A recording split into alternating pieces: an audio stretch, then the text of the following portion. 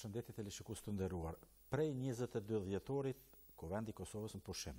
Para afër një muaj, deputetët e Kuvendit të Kosovës kanë marrë pushim pas seancës së fundit, në cilën seancë kuptohet në kryesinë e Kuvendit nuk u arrit marrëveshja për të proceduar më tutje ligjin për specialen. Për këtë çështje dhe çështje tjera, në studio kemi shefin e grupit parlamentar të Lidhjes Demokratike të Kosovës, profesor Abdullah Hutin. Përshëndetje zoti Huti. Faleminderit për ftesën. Lutem, për referon pra 22 dhjetorit, atë ditë vërtet kryesia seancë e Kuvendit nuk pati kvorum për të proceduar ligjin për gjykatën speciale. Megjithatë, zyret e Lidhjes Demokratike ishin epicentër ku frekuentuan edhe ambasadorët e huaj për të biseduar pikërisht për këtë çështje. Ishi akteri kryesor, po flas si shefi i grupit parlamentar të Lidhjes Demokratike. Çka ndodhi vërtet brenda te ju? Po ju dhe besoj që gjithë qytetarët e kanë pa iniciativën e mbledhjes nënshkrimeve për shfuqizimin e ligjit për gjykatën speciale. Edhe të me 22 dhjetor, në fakt ishte pak e papritur në kutia që ajo iniciativë të sillej me njëherë në Kuvend. Fakti që po mblidheshin në nënshkrime, kuptohej që eventualisht do të vinte në Kuvend. Po kemi pas një farë kuptimi që forcat politike të përfaqësuara në Kuvendin e Kosovës do të jenë të përgjithshme karshi këtyre zhvillimeve, sepse gjykata speciale është një marrëveshje ndërkombëtare, një obligim ndërkombëtar që ka marrë shteti i ri i Kosovës për t'ju përgjigjur drejtësisë ndërkombëtare. Sado që themi që është e padrejtë etj. Këto ato argumente janë të qëndrueshme, por kur përballesh me akuzat saktuar siç është raporti i diktatit në Këshillin e Evropës dhe raportet e tjera, pra është një pikë startuese ku institucionet ndërkombëtare, miqtanë ndërkombëtar, partnerët tanë ndërkombëtar, veçanërisht shtetet kyçe të BE-s edhe SHBA, kërkojnë që të hetohen mbi atë bazë është themeluar dhe gjykata speciale. Dhe aktorë që politikë që edhe sot janë në institucionet në qeverinë e Kosovës, atëherë kanë qenë të zëshëm për themelimin e kësaj gjykate për t'u pastruar nga akuzat e pretenduara të raportit të dikmartit.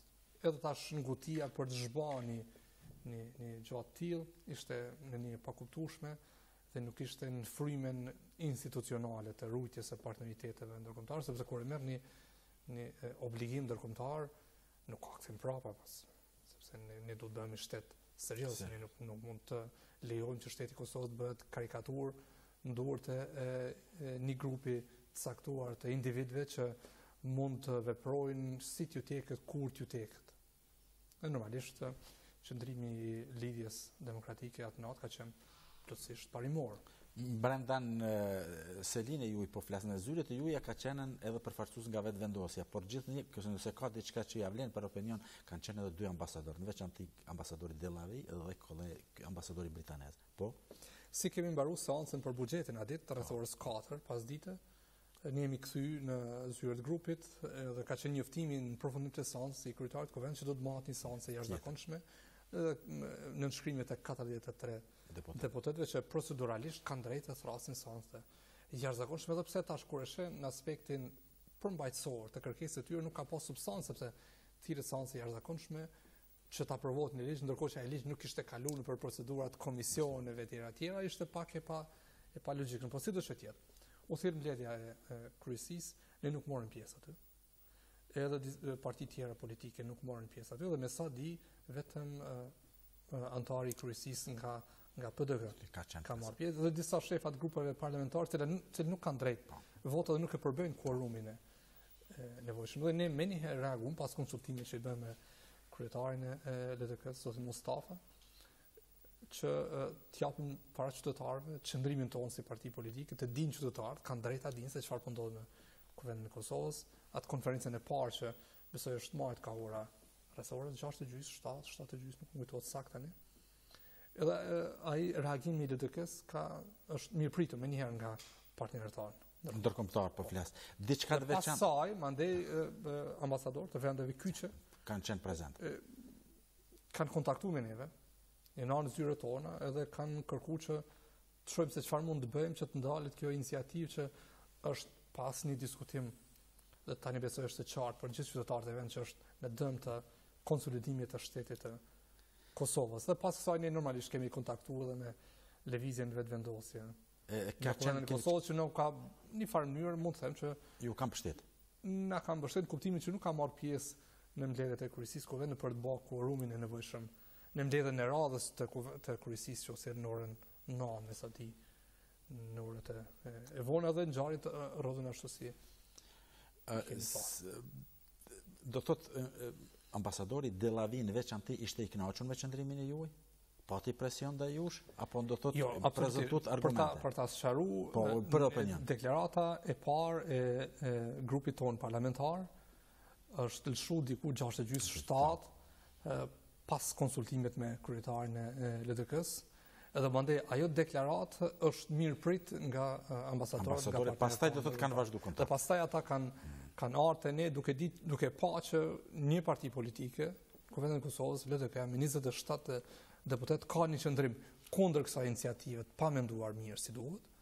Edhe pastaj kanë kërkuar që ne të shohim se çfarë mund të bëjmë, të ndihmojmë ata që proceduralisht të pamundsohet një iniciativë e tillë. Vetëvendosja ka pas diçka ndonjë, ka kërkuar ndonjë kompromis nga ju në kontakt diçka me qeni shefi i grupit parlamentar? Jo, sepse ne nuk kërkonim kompromise nga vetëvendosja. Ne kemi ftuar vetëvendosin, i kemi bërë qartë qëndrimin tonë si grup parlamentar, edhe kemi kërkuar që ata të bashkohen në këtë qëndrim nën argumentin që një iniciativë e tillë i dëmton në nivel të pariparueshëm marrëdhëniet e shtetit të ri të Kosovës me partnerët tanë ndërkombëtar. Në fakt, ambasadori amerikan i Britanisë dhe zyrtar nga BE e kanë bërë qartë implikimet. Unë tekstualisht i kam pyetur ambasador që ju lutem që t'i bëni qarta implikimet për shtetin e Kosovës, për institucionet e vendit nga një vendim i tillë që mund të merret në Kuvendin e Kosovës. Ata kanë bërë qartë pasojat e kësaj duke filluar prej aktivizimit të rezolutës 1244 ose rolit të KFOR-it që mund të involvohet në këtë drejtim. Është iniciativë të rrezikshme këtë iniciativë treshës, se gjithnjë po akuzon treshja për gjithë këtë skenar, për këtë çështje. Po, mendoj duhet mi pa në dy aspekte. Para është kemi marrë një obligim ndërkombëtar në vitin 2015, për cilin nuk ka kthim prapa. Nuk ka kuptim kur merresh vesh me bashkinë ndërkombëtare, në këtë rast me BE-n për themelimin e kësaj gjykate, pas një periudhë nuk mund të thosh tash s'po m'pëlqen ajo marrëveshje dhe kthehemi prapa. Këto gjëra nuk ndodhin në një politikë serioze, në institucione serioze. Nëse dojmë bëj shtetin e Kosovës karikaturë, unë ju garantoj që Lidhja Demokratike nuk ka me leju në gjatë tillë. Edhe nuk e kemi leju, është stopuk kjo. Edhe dyta është marrëdhënia që ne kemi me SBA dhe me BE-n. T'ju thush njerëzve në Washington, t'ju shkon sinjali në Washington, edhe në Bruxelles, edhe në qendrën kryesore të DPS që institucionet e Kosovës, politikë bërësit në Kosovë, kanë frikë nga drejtësia ndërkombëtare, është nonsens. Unë kam bërë qartë qëndrimin e grupit tonë dhe timin që në fakt ato që duhet bëjnë barësit e institucioneve në vend, 3 njerëzit që bartin përgjegjësi institucionale prej presidentit, kryetarit të Kuvendit, edhe kryeministit, është në fakt t'i bëjnë ftesë gjykate speciale që të aktivizohet sa më parë, sepse nuk ka kuptim. Raporti i dikmatit është diskutuar, është aprovuar në Këshillin e Evropës ka sa vite tani dhe ende nuk janë pastruar akuzat. Ne duhet bëjmë ftesë që sa më parë Kosova të pastrohet nga akuzat e tilla. Ne nuk guxojmë të ikim drejtësisë ndërkombëtare, as vendore dhe as ndërkombëtare. Përkundrazi, si politikë bërës, duhet të ndrojmë anash drejtësisë, ta shohim si institucion kredibil dhe t'i përgjigjemi në çfarë do kërkesë që ka drejtësia, institucionet e drejtësisë, qofshin vendore ose ndërkombëtare. Fakti që ne po dojmë zhbani gjykatë ndërkombëtare, që kemi ndjek disa krime të pretenduara, sigurisht. Pretenduar janë në këtë moment. I çon sinjal shumë të keq në Bruxelles. Ne jemi vend që jemi themeluar si rezultati kompromiseve ndërkombëtare, edhe mbështetjes pa rezervë që kemi pas nga vendet e caktuara të BE-s edhe nga SBA-t. Nëse cenojmë këtë partneritet, unë ju garantoj që nuk mund të ecim më tutje.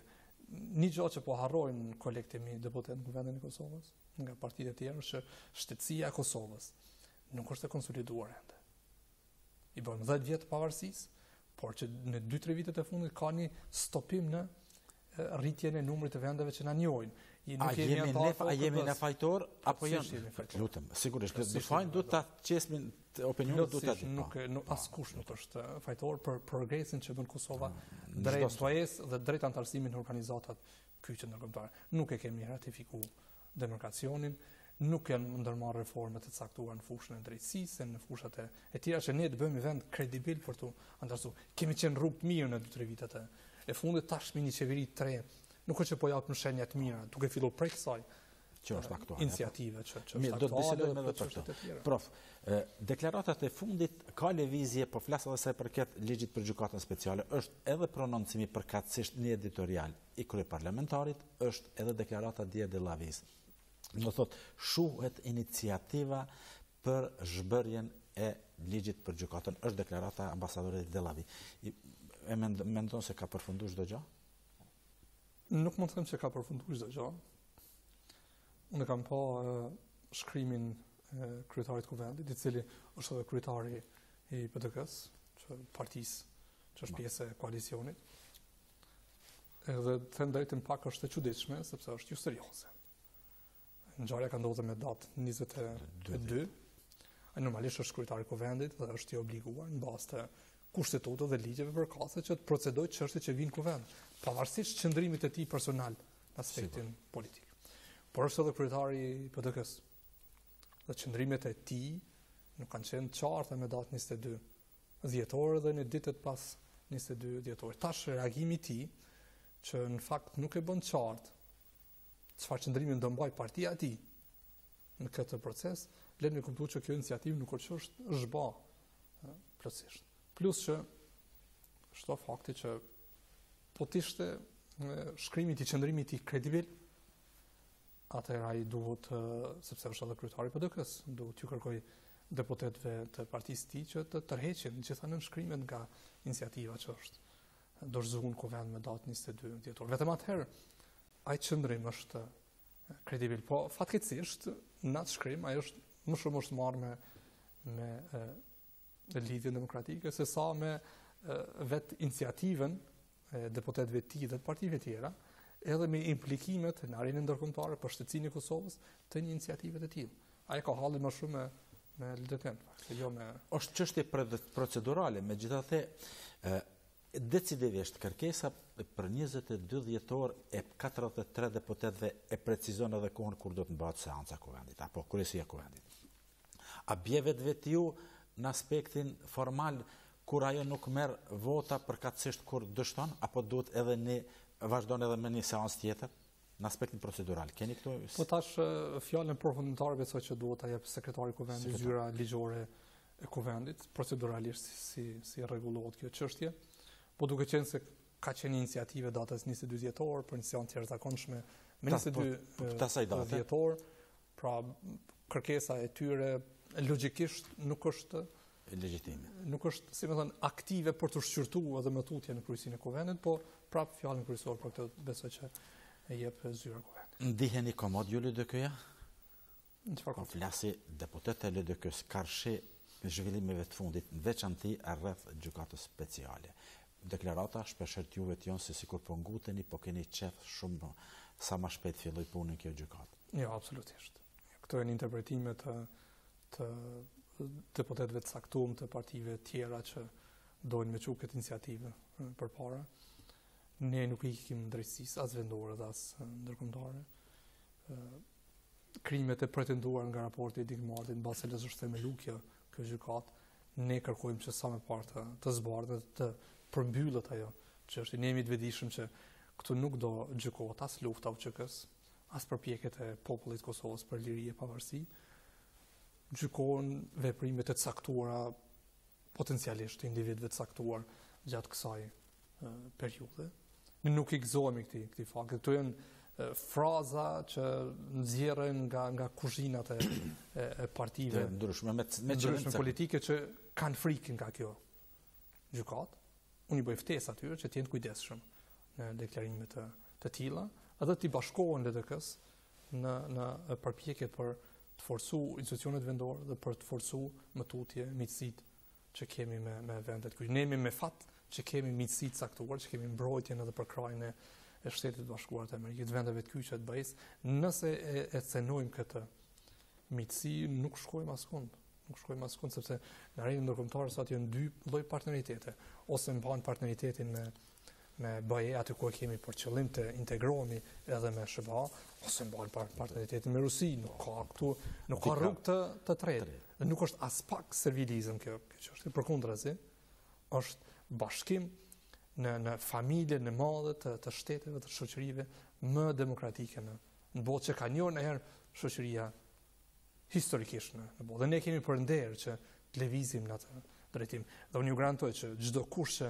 mundohet me cenu këtë rrugtim të Kosovës ka mu përballë me LDK-n në mënyrë të pakompromis. Profesor Hoti, vendosje po ndodhin përçamje, ndamje, largime, dorëheqje, gjithçka. Ka ndonjë preferim?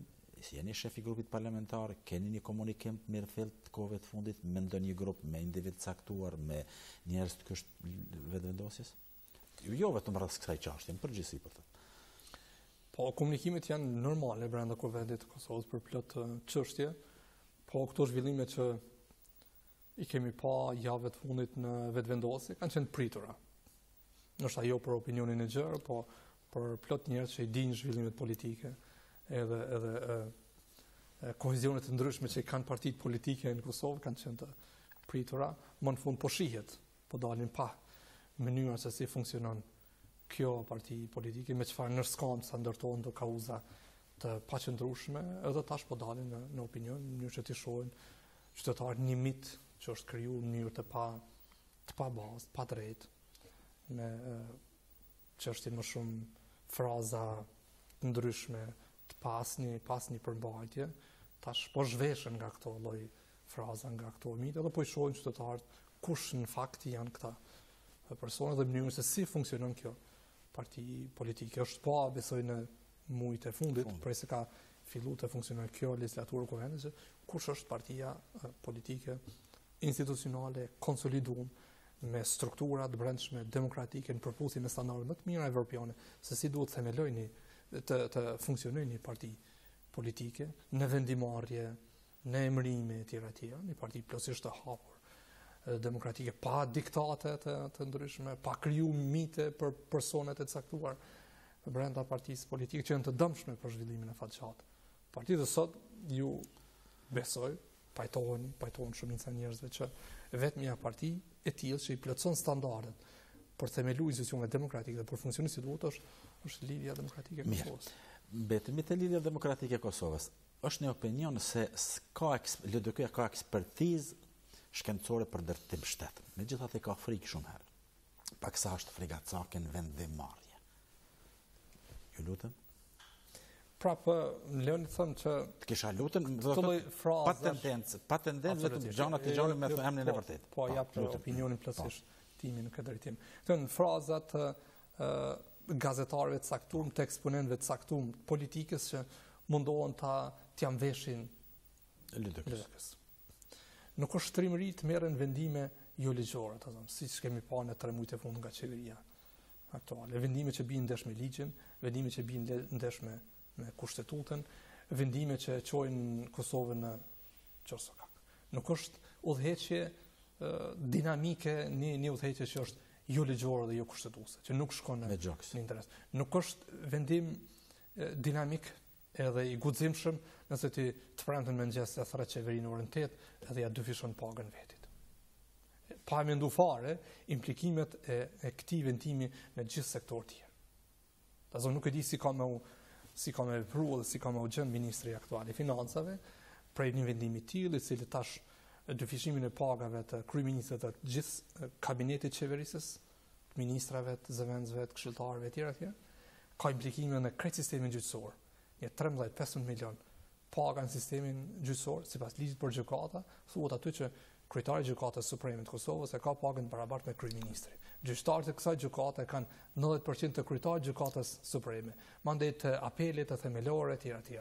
Njëjtë për prokurori, njëjtë për presidentin e shtetit, tash duhen ndoshta 10 miliona shtesë për të mbulu. Me qëra fjala, këto nuk janë të planifikuar në buxhetin e vitit 2018. Pra nuk është veprim i guximshëm. Nuk është veprim i guximshëm, është jo ligjor. me i ftu banorët e Shqipitullës dhe të Hadës, edhe mi u kërcënu me thënë ju jeni matrapaza. Nëse nuk e nënshkruani marrëveshjen deri me këtë datë, unë i sjell bagerat. A duhet dalin këto fjalë nga goja e kryeministrit të vendit? Nuk është veprim i guximshëm që përmes telefonit të falen 60 milionë euro taksa e buxheti i qytetarëve të Kosovës. Sa i buxhet aty nuk është as i ministrit financë, as i kryeministit, as i qeverisë, as i deputetëve. Janë taksa të qytetarëve të Kosovës që menaxhohen nga qeveria e Kosovës. Nuk janë këto vendime të guximshme. Nuk është vendim i guximshëm. Ministri 2 dhjetor kur përmbyllej sesioni vjeshtor i KUVENDit të ndërmerret një iniciativë pa konsultuar me njërin çan. As në vend as jashtë. Për të zhbani obligim ndërkombëtar që ka marrë Kosova. Më thuni tash, a janë këto vendime të guximshme apo janë vendime për interesa plotësisht personale për ta zhvatur shtetin? Se 60 milionë euro ndryshe nuk ka logjik, përveç se zhvatën.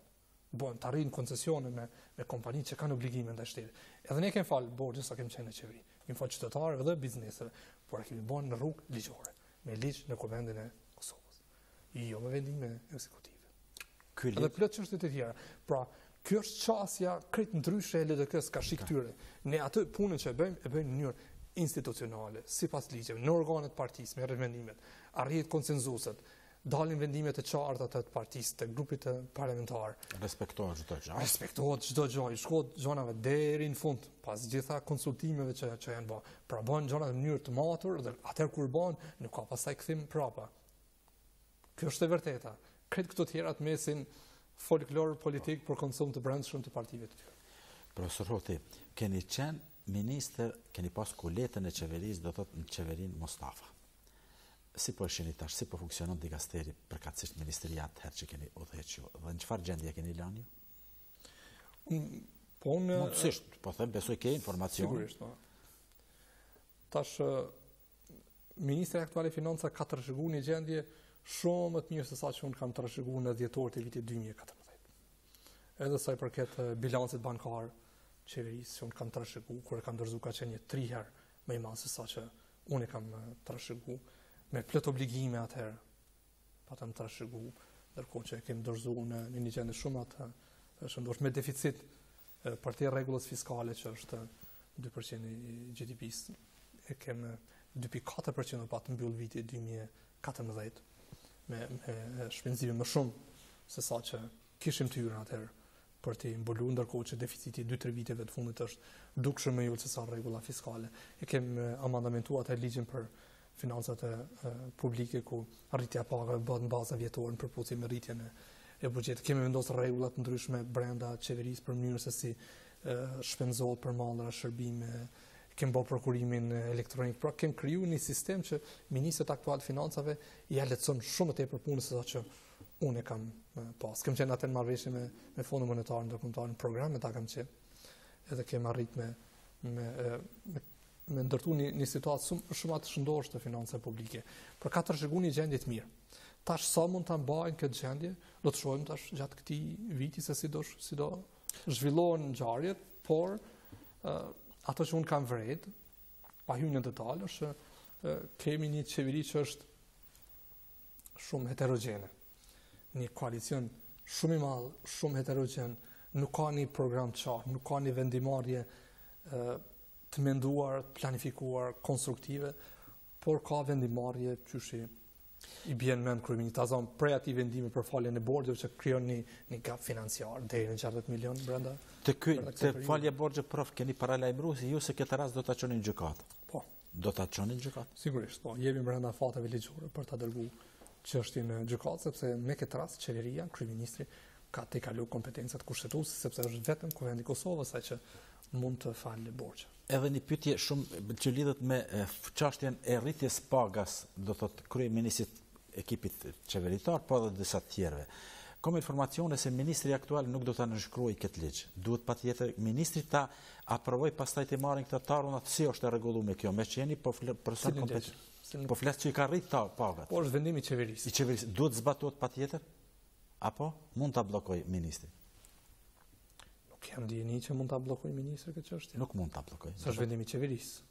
Vendimi është obligativ edhe kur shkelet do thotë nuk proces, a është dashur ky ligj të bihet në kuvend të aprovohet?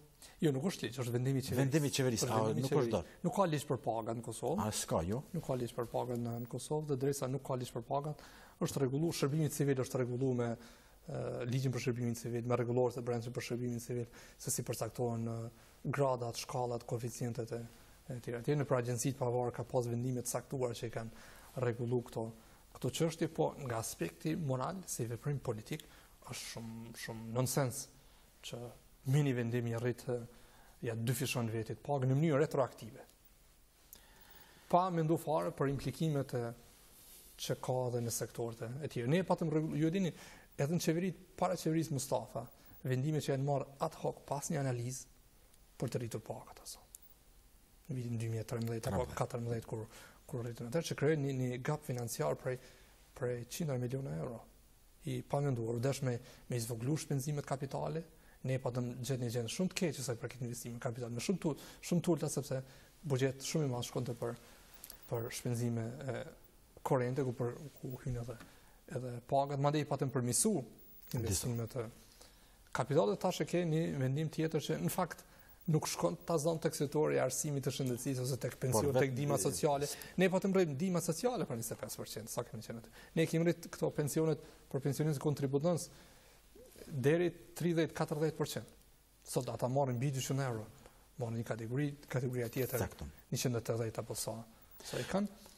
Këta i arrisin pagën vetë si veprim politik. Është veprimi ma nonsens, në veprimi ma i pa moralshëm në aspektin politik karshi qëto. Çfarë sinjali japin për qëto? Çfarë lloj qeveri është kjo? Spari qeveri shumë e madhe. Edhe ne kemi pas Edhe ne kemi pas qeveri të madhe. Por ne patëm bë gati ligjin për qeveri, ku përcaktoheshin këto gjëra. Por ky e teprej. Ne kemi pas 1, 2, në ministri dhe 3 zëvendës ministra. Se cilën ministri e ke nga 5 zëvendësa. E rriti numrin e këshilltarëve. Nga 6 i bën nga 7. Sot ke vetëm kabinetet e qeverisë, e ministrive. Kryeministri, zëvendës kryeministrat, ministrat me zëvendës atyre janë mbi 520 veta të emëruar politik. Për një ekonomi që nuk i doron ato. Për një Kosovë shumë e madhe. Nuk ka kuptim. Nuk ka logjik. Prof, jeni profesor universiteti, do thotë me të gjitha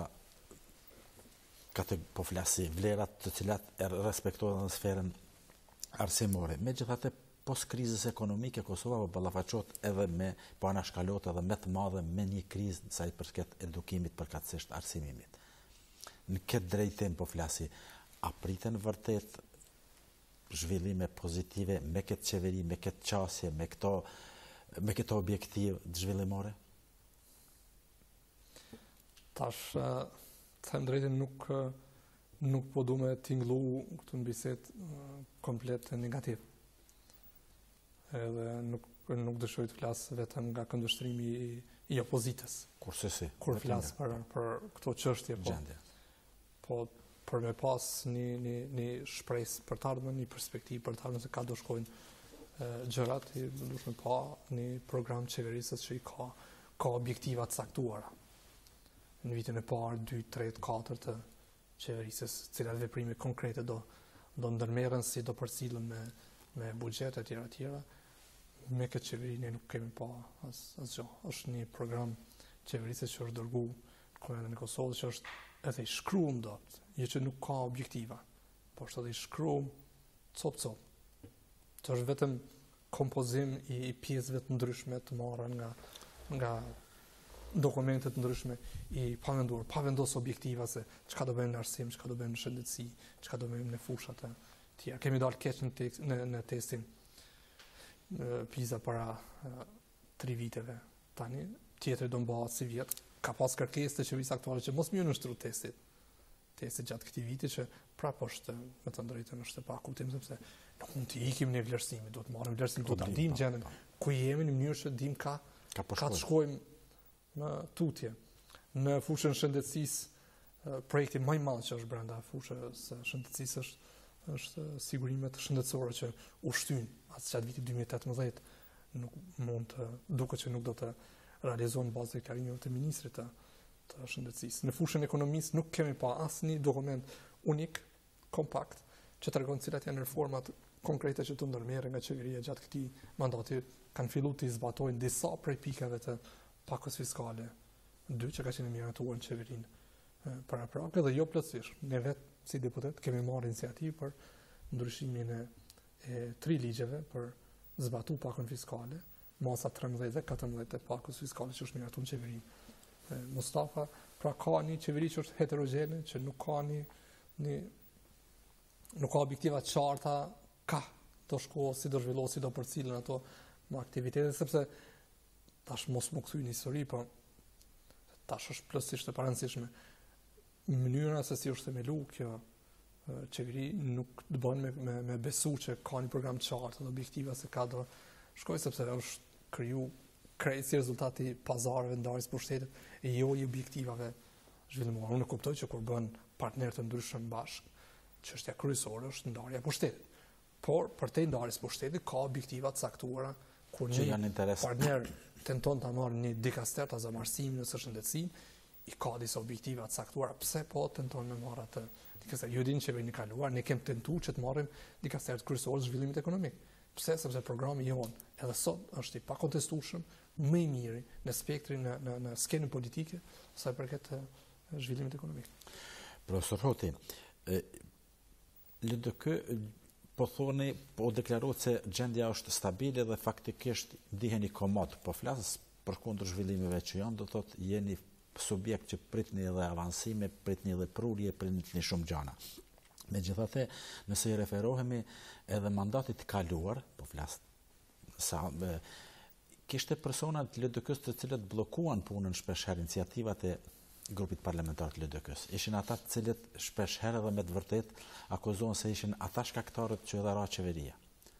Ka tash përplasje brenda grupit parlamentar të LDK-s apo të gjithë jeni me një unison? Tash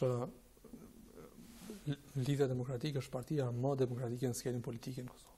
Ne jemi anëtar të partive popullore evropiane, po e them këtë fakt sepse është i rëndësishëm për të kuptuar se për të qenë anëtar i një familje të tillë evropiane, rregullat e funksionimit të brendshëm të partisë duhet të jenë përputhje me parimet që ka kjo familje politike në Evropë. Që i bie që brenda LDK-s ka liri të mendimit, të shprehjes, të veprimit, por që neve na bashkon qëllimi i përbashkët. Ju keni pasur zonë në natën e 22 dhjetor se si jemi bë bashkë, dhe gjithmonë jemi bashkë. Në tema të mëdha, normalisht për çështje të caktuara secili prej deputetëve ka lirinë që të mendojë ta shpreh opinionin e vet. Po kohezion të brendshëm të LDK-s që është tash, ndoshta nuk ka pas për një kohë shumë gjatë, që nga ndarën nga jeta presidentit.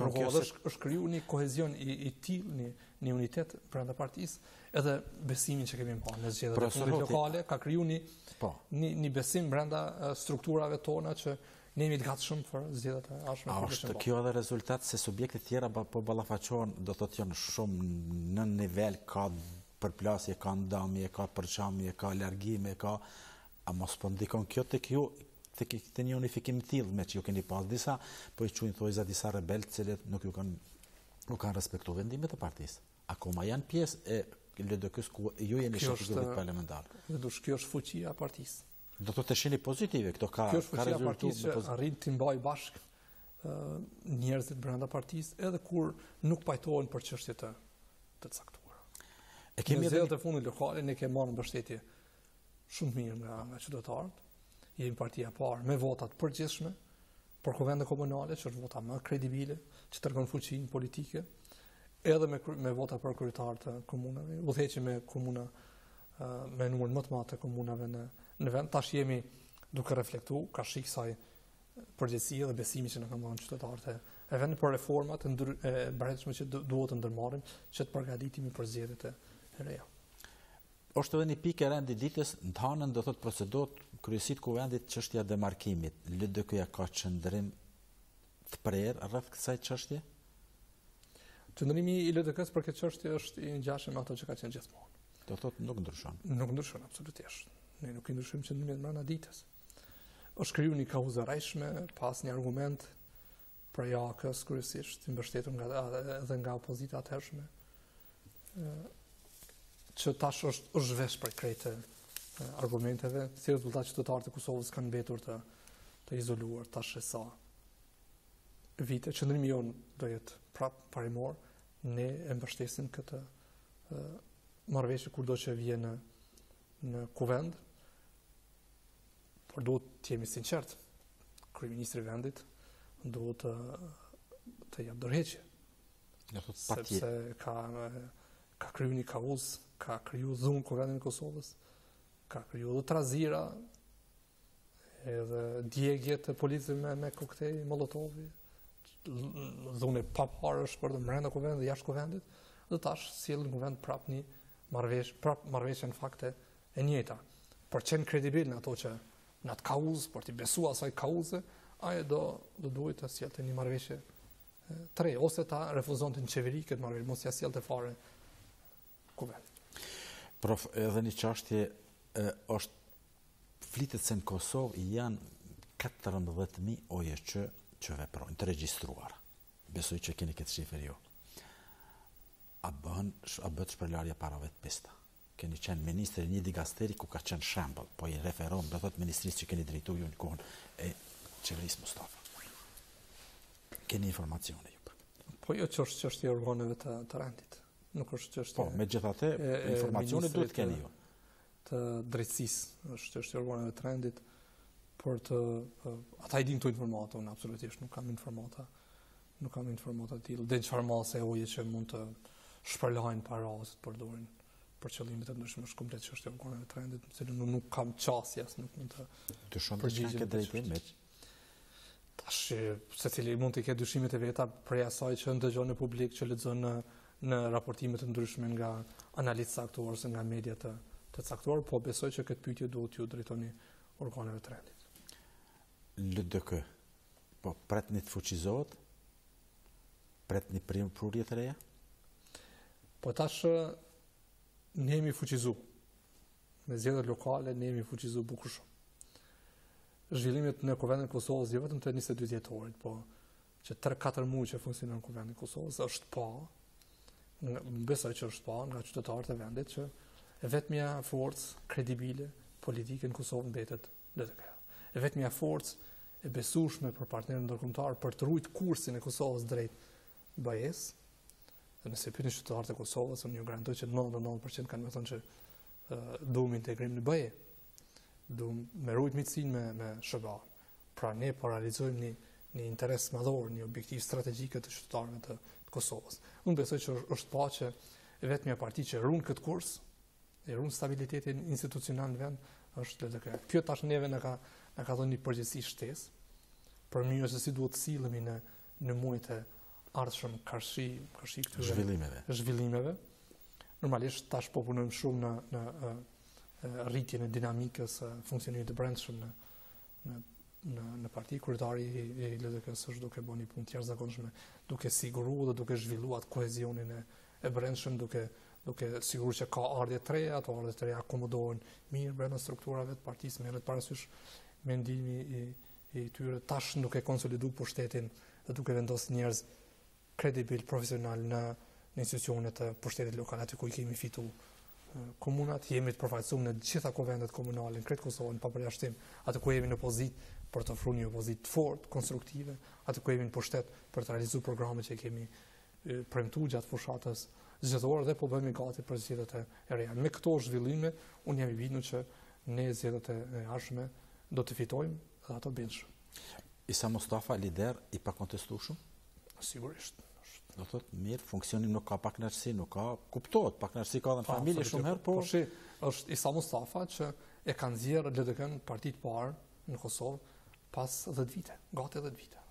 Për vdekjes Rrugovës, 2006, 2007, rënien që ka pas LDK-ja, mandej sfida që ka pas në disa parë zgjedhje, tash në këto zgjedhje lokale, LDK ka dalë parti e parë dhe merit kryesor, personi më meritues për këto, normalisht është kryetari i LDK-s.